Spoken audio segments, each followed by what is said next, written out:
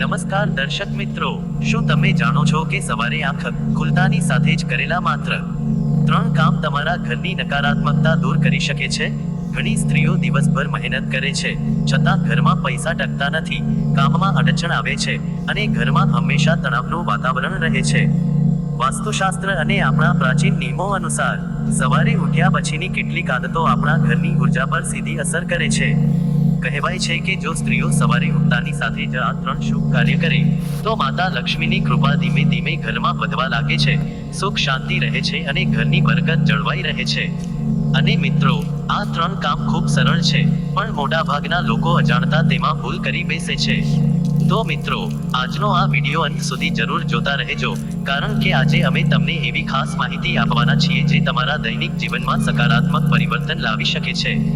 જો તમે પણ માતા મોગલ અને મહાદેવમાં શ્રદ્ધા રાખો છો તો કમેન્ટમાં જય માં મોગલ અને ઓમ નમઃ શિવાય જરૂર લખજો. વિડીયોને લાઈક કરો અને અમારી ચેનલને સબસ્ક્રાઇબ કરીને બેલ આઇકોન પ્રેસ કરી દેજો, જેથી આવી જ ધાર્મિક અને વાસ્તુ સંબંધિત માહિતી તમને સતત મળતી રહે. તો ચાલો મિત્રો, હવે જાણીએ સવારે ઉઠતાની સાથે જ કયા 3 કાર્ય કરવા શુભ માનવામાં આવે છે. મિત્રો, સૌથી પહેલું કાર્ય છે સૂર્યોદય પહેલા જાગવાની આદત. વાસ્તુશાસ્ત્ર મુજબ બ્રહ્મ મુહૂર્તનો સમય ખૂબ જ પવિત્ર માનવામાં આવે છે. કહેવાય છે કે આ સમયે વાતાવરણમાં સકારાત્મક ઉર્જા સૌથી વધુ હોય છે.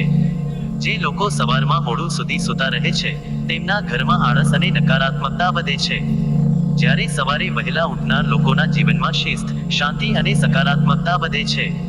ખાસ કરીને સ્ત્રીઓ જો સૂર્યોદય પહેલા જાગે તો આખા ઘરની ઉર્જા સકારાત્મક બને છે. તમે રોજ સવારે 5 થી 6 વાગ્યાની વચ્ચે ઉઠવાનો નિયમ બનાવી લો. શરૂઆતમાં મુશ્કેલી પડે તો એલાર્મ લગાવી શકો છો. થોડા દિવસોમાં શરીરને આ સમયની આદત પડી જશે. પરંતુ મિત્રો, સવારે ઉઠતાની સાથે જ એક મોટી ભૂલ ઘણા લોકો કરે છે.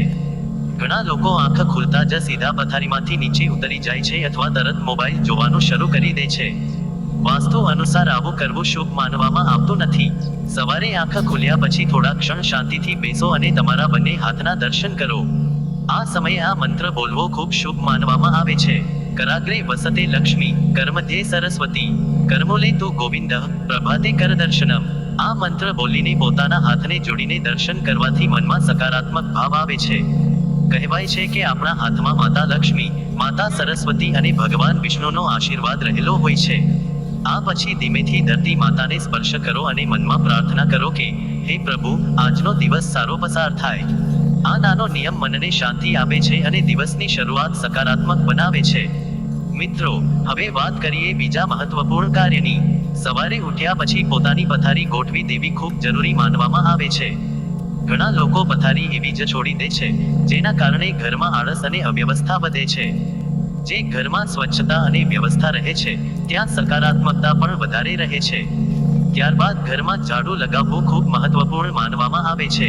વાસ્તુશાસ્ત્ર મુજબ સવારની સફાઈ ઘરની નકારાત્મક ઉર્જાને દૂર કરવામાં મદદરૂપ માનવામાં આવે છે. ખાસ કરીને મુખ્ય દરવાજા અને રસોડાની સફાઈ પર વધારે ધ્યાન આપવું જોઈએ. મિત્રો, શક્ય હોય તો સૂર્યોદય પહેલા અથવા વહેલી સવારે જ ઝાડુ લગાવી લેવું શુભ માનવામાં આવે છે. કારણ કે સવારની સ્વચ્છતા ઘરમાં તાજગી અને સકારાત્મકતા લાવે છે. જો સવારે વધુ કામ એકસાથે હોય, બાળકોના ટિફિન બનાવવાના હોય, તો પણ ઓછામાં ઓછું મુખ્ય ભાગમાં ઝાડુ જરૂર લગાવી દેજો. અને એક ખાસ વાત યાદ રાખજો મિત્રો, ઘરમાં કચરો ક્યારેય લાંબા સમય સુધી ભેગો રાખવો નહીં. ઘરની સફાઈ પછી કચરો તરત બહાર કાઢી દેવાની આદત રાખો. સ્વચ્છ ઘર હંમેશા સકારાત્મક ઉર્જાનું પ્રતીક માનવામાં આવે છે. હવે મિત્રો, વાત કરીએ ત્રીજા અને સૌથી ખાસ કાર્યની. રાત્રે સૂતા પહેલા રસોડામાં એક લોટામાં સ્વચ્છ પાણી ભરીને રાખો. સવારે ઉઠ્યા પછી આ પાણીનો થોડોક છંટકાવ મુખ્ય દરવાજા પાસે કરો. ઘણા લોકો આ પરંપરાને માત્ર સામાન્ય બાબત માને છે, પરંતુ વાસ્તુમાં તેને શુભતા અને શુદ્ધતાનું પ્રતીક માનવામાં આવે છે. જો તમારા ઘરના દરવાજા પાસે પાણી નાખવું શક્ય ન હોય તો તમે ભીનું કપડું અથવા પોતું લગાવી શકો છો. મુખ્ય દરવાજો હંમેશા સ્વચ્છ અને સુંદર રાખવાનો પ્રયત્ન કરો, કારણ કે કહેવાય છે કે ઘરની સકારાત્મક ઉર્જા અને શુભતા મુખ્ય દ્વારથી જ પ્રવેશ કરે છે. ભાડાના મકાનમાં રહેતા લોકો માટે પણ આ નિયમ એટલો જ મહત્વપૂર્ણ છે. તમે જે રૂમ અથવા ફ્લેટમાં રહો છો તેનો મુખ્ય દરવાજો જ તમારા માટે મુખ્ય દ્વાર ગણાશે. ત્યારબાદ મિત્રો, સવારે ઉગતા સૂર્યના દર્શન કરવાનું પણ ખૂબ શુભ માનવામાં આવે છે. જો શક્ય હોય તો સૂર્યદેવને જળ અર્પણ કરો. સૂર્ય ભગવાનને પ્રકાશ, ઉર્જા અને આત્મવિશ્વાસનું પ્રતીક માનવામાં આવે છે. તમે પ્રાર્થના કરી શકો છો, હે સૂર્યદેવ, જેમ તમે સમગ્ર જગતમાં પ્રકાશ ફેલાવો છો, તેમ મારા ઘરમાં પણ સુખ, શાંતિ અને સકારાત્મકતા જાળવી રાખજો. અને મિત્રો, જો ઘરમાં તુલસીનો છોડ હોય તો સવારે તુલસી માતાને જળ અર્પણ કરવું પણ શુભ માનવામાં આવે છે. આનાથી ઘરમાં શાંતિપૂર્ણ વાતાવરણ રહે છે અને મનને સકારાત્મકતા મળે છે. મિત્રો, આ તમામ નિયમો માત્ર ધાર્મિક માન્યતાઓ અને વાસ્તુશાસ્ત્ર આધારિત પરંપરાગત માન્યતાઓ છે. આ નિયમોનો મુખ્ય હેતુ આપણા જીવનમાં શિસ્ત, સ્વચ્છતા અને સકારાત્મકતા લાવવાનો છે. જ્યારે આપણે નિયમિત જીવન જીવીએ છીએ, સમયસર ઉઠીએ છીએ, સ્વચ્છતા રાખીએ છીએ અને સકારાત્મક વિચારીએ છીએ, ત્યારે તેનો સારો પ્રભાવ આપણા ઘરના વાતાવરણ પર પણ જોવા મળે છે. તો મિત્રો, આજથી તમે પણ આ 3 સરળ આદતો તમારા જીવનમાં જરૂર અપનાવી જુઓ. શક્ય છે કે ધીમે ધીમે તમારા ઘરમાં પણ સકારાત્મક પરિવર્તન અનુભવવા મળે. જો તમને આજનો વિડીયો પસંદ આવ્યો હોય તો વિડીયોને લાઈક જરૂર કરજો, તમારા મિત્રો અને પરિવારજનો સાથે શેર કરજો. અને આવી જ ધાર્મિક, વાસ્તુ અને પ્રેરણાદાયક માહિતી માટે અમારી ચેનલને સબસ્ક્રાઇબ કરવાનું ભૂલતા નહીં. ધન્યવાદ મિત્રો. જય મા મોગલ. ઓમ નમઃ શિવાય.